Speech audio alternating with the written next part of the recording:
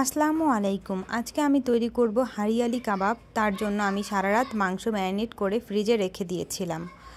আর মাংসগুলো আমি এই কাঠির মধ্যে শিক কাবাব হিসেবে তৈরি করব। তার জন্য কাঠি পানিতে ভিজিয়ে রেখেছিলাম। তারপরে নিয়ে নিয়েছি গাজর, টমেটো, পেঁয়াজ। এই রকম সাইজ করে কেটে নিলে এগুলো কাঠির মধ্যে গাঁথতে সুবিধা হয় এবং দেখতেও সুন্দর লাগে। সো চলে যাচ্ছি প্রসেসিংয়ে।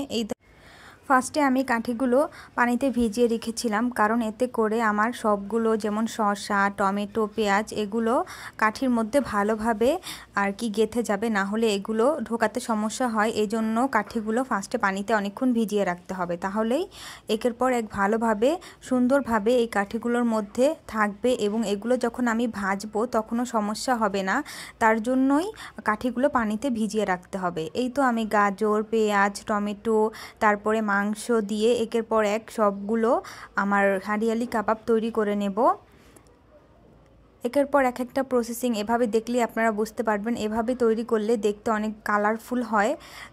আর ক্যাপসিকামও দেওয়া যায়। আমার কাছে ক্যাপসিকাম ছিল না, তাই আমি দেইনি। ক্যাপসিকাম দিলেও দেখতে আরও অনেক বেশি সুন্দর লাগে। এই তো আমার সবগুলো তৈরি করা হয়ে গিয়েছে।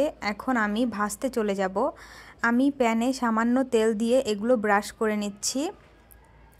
তেলটা হালকা গরম হলেই আমি এর মধ্যে তৈরি করে রাখা সবগুলো কাবাব এর মধ্যে একটি একটি করে দিয়ে দেব।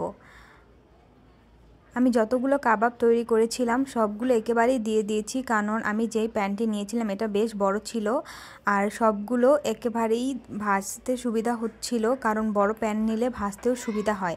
তার জন্য আমি একটি বড় প্যান নিয়ে নিয়েছি। আপনারাও ভাজার সময় বড় প্যান নেওয়ার চেষ্টা করবেন।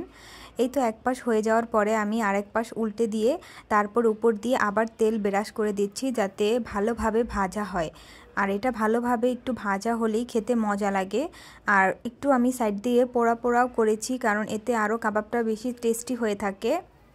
খেয়াল করে মিডিয়াম আঁচে অনেকক্ষণ ধরে ভাজলাম, 10-12 মিনিটের মতো। এতে করে ভালোভাবেই ভাজা হয়েছে এবং ভিতরেও মাংস এবং গাজর, টমেটো সব কিছু ভালোভাবে সিদ্ধ হয়ে গিয়েছে। তারপরে এই তো হয়ে গিয়েছে। আমি এখন এটা প্লেটে সার্ভ করে নিচ্ছি।